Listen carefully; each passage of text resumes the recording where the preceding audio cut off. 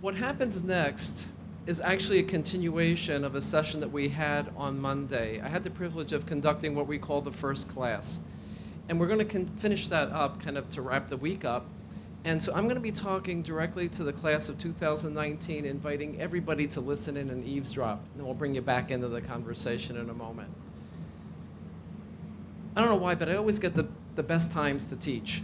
7 o'clock in the morning, 3 to 5 on a Friday afternoon. So last Friday, I was at Beaumont Royal Oak working with the M3, the third year medical students. And you know, there's a great bonding among OUWB students until they hit the third year, and then it's such a trauma for them because they separate into tracks. It's the pathway that they take through the various clinical rotations, and all of a sudden they're not together as a class anymore. And for a number of reasons, we bring them together one day a month rather. And we have what's called an assembly day. We cover topics. So for whatever reason, the speaker who was assigned to give a session summarizing leadership in medicine couldn't make it. I was pulled in the last minute. So a week ago, 3 o'clock, Friday afternoon, me and them, it's a gorgeous day. We got to do something on leadership. So the session was very interactive, and it turns out that there is an interesting leadership curriculum in the school. We're going to look at it and even do a bit more in this area. But you experience leadership at OUWB. It is really not a session for today, but let me tell you what happened during this particular class. So they were broken up into their tracks, meaning the sequence in which they go through their clinical rotations. Some start in surgery, some start in OBGYN, you get the idea. And they're arranged in the room in this way. And we have various group activities. So one of the group activities that we had was by track, would you please list a minimum of 3, no more than 5, attributes that you associate with effective leadership. And it was interesting because each track had to elect a leader to basically run that particular session. And we talked a little bit about how you do this, how you identify leadership. And at the end of this exercise, the groups came back with their individual lists of attributes. And they nailed it. If you read the literature on leadership in medicine, they named all of the attributes that we associate with this. So the leader of one group stands up and she starts to deliver a long sentence. And I gently interrupted her and said, one word, to summarize it in one word. And she said, river. So a portion of the class, the majority was stunned. They didn't know what to make of it. Some people started to laugh. And I had to seize this as a learning moment. So for the folks that were laughing, I said, all right, so what strikes you as funny about this? It's a weird off-the-wall idea. But understand that to be in a creative environment, we need to nurture ideas that are new and fresh. So before we pass judgment on this, let's get an explanation from this group. What do you mean, river? And Dr. Magulis was there. I think this is an accurate representation of what happened, is it not? Well, so she stands up and she said, well, our group believes that river is the perfect metaphor for leadership. It cuts through uncharted territory. It flows rapidly. It can bring multiple streams with it. It rushes. It was awesome. At the end of that, the room burst out into applause. So with that became an opportunity to divert from the lesson plan and to talk a little bit about the language of leadership. So this is what we said. I said, look, when you go to leadership training classes at the Association of American Medical Colleges, one of the first things that they teach you to do is to change how you use English. And one of the first things they teach is whenever you're tempted to use the word but, substitute the word and. I'll give you an example. It was a great party, but. Well, as soon as you said it was a great party and the but said it wasn't a great party. So what leaders are taught to say is, it was a great party, and next year we'll plan to have more food. Get the difference? So the same thing, but it's more constructive. So our experience this afternoon, when that group came out with river, and we were stunned, and some of us began to laugh because we didn't know what it meant, is an opportunity for us to explore another way to use language in leadership. So you'll say, well, I didn't come to medical school to be a leader, but actually you did. Because there isn't a time in your professional life when you're not showing leadership. It could be at a time of a crisis, like a cardiac arrest, and you have to coordinate a team. You're elected to a committee in your hospital or your practice group. You need to talk to the public about what the future of medicine looks like. You're all going to be leaders. We have to practice this. So I stumbled upon a piece of wisdom a number of years ago that I always use in my research lab. So some of you don't know that I was a cancer researcher for 20 years. And this is a fabulous quote that we use to inspire research, creative thinking, and it goes something like this. Wonder, rather than doubt, is the root of all knowledge. The quote's not with me. The quote comes from a 20th century theologian, philosopher by the name of Abraham Joshua Heschel. Wonder, rather than doubt, is the root of all knowledge. So I challenge the third-year class to begin as many sentences as they could with the words, I wonder. And that's my challenge to you in the class of 2019. There are some reasons for doing that. You could complete the sentence by saying, I wonder what the future of medicine looks like and what I can do to help it.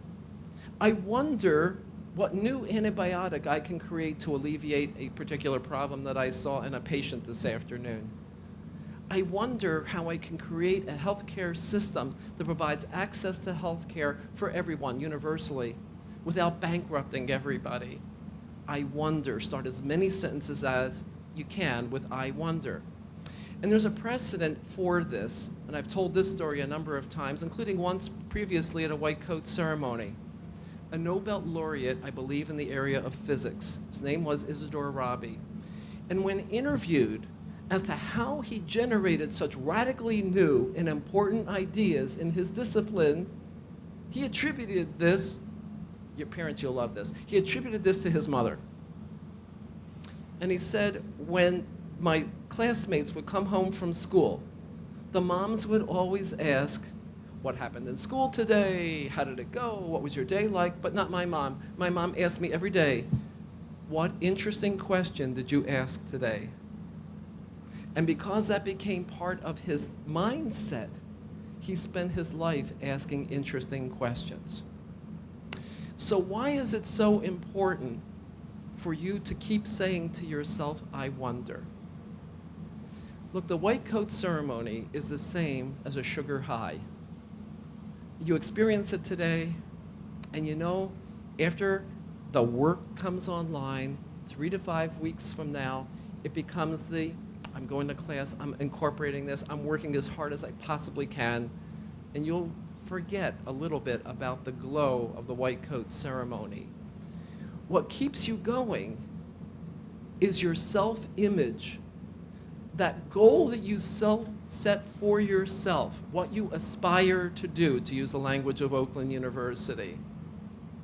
That goal keeps you going through days that aren't maybe as spectacular as today.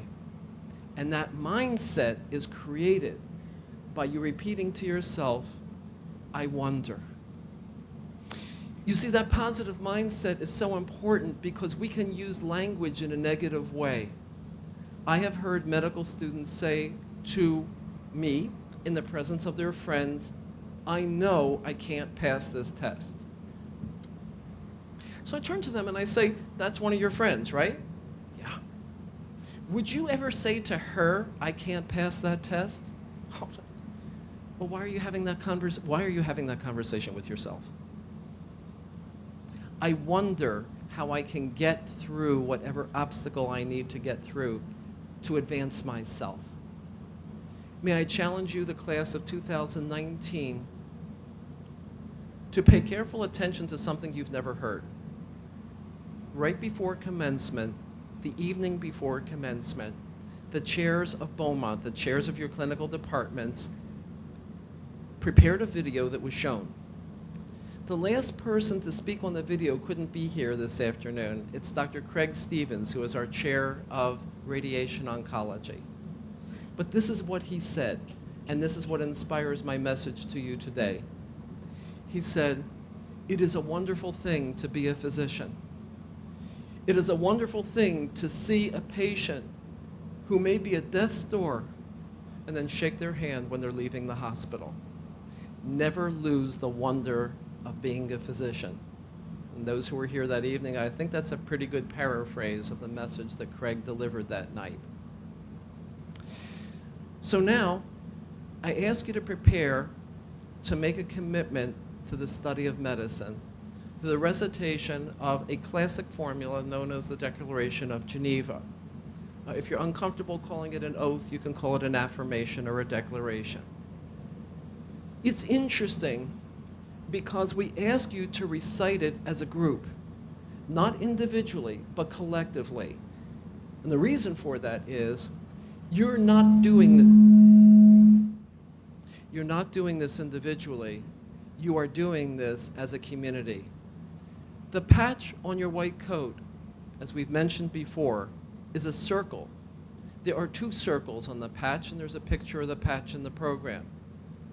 2 colors, one for the university, one for the health system, which is our partner. 2 circles because a circle's community, you can contain an infinite number of points on a circle, but if one point drops off the circle, you have broken the community, teaching us that everybody in a community has infinite value, and there are 2 circles because OUWB is a community designed to serve its community. And then, of course, there are 2 circles for yet another reason that we talked about on Monday, and that is at OUWB, we ask you 2 critical questions.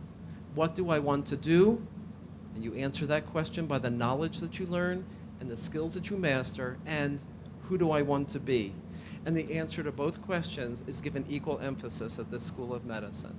So I ask the members of the class of 2019 to rise and prepare to recite with me the Declaration of Geneva. But because we are a community, I ask all physicians to rise and to reaffirm their commitment to medicine by reciting the oath together with our medical students. It's on the 2nd page of the program. I will read a line. Please repeat the line after me. At the time of being admitted as a member of the medical profession, I solemnly pledge to consecrate my life to the service of humanity.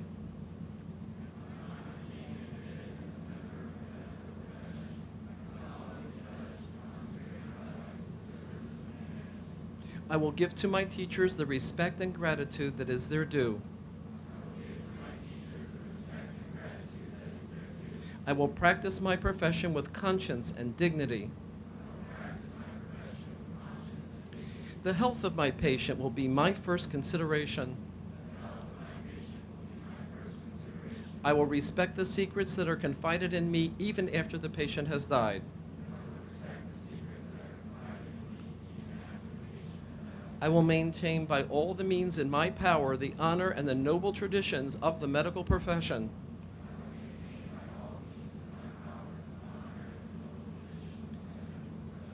My colleagues will be my sisters and brothers. I will not permit consideration of age, disease, or disability, creed, ethnic origin, gender, nationality, political affiliation, race, sexual orientation, social standing, or any factor to intervene between my duty and my patient.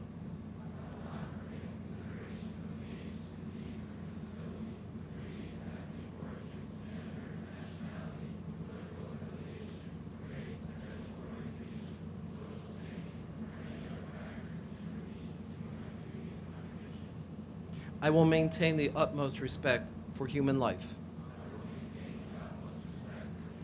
I will not use my medical knowledge to violate human rights and civil liberties, even under threat.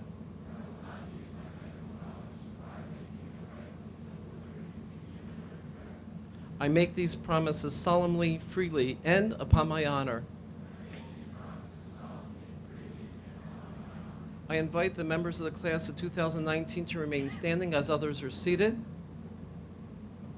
I also invite at this time the class of 2019 to show appreciation and gratitude to the people who have brought them to this time, people who may be here, people who may not be here, and the people who will continue to sustain you through your medical studies.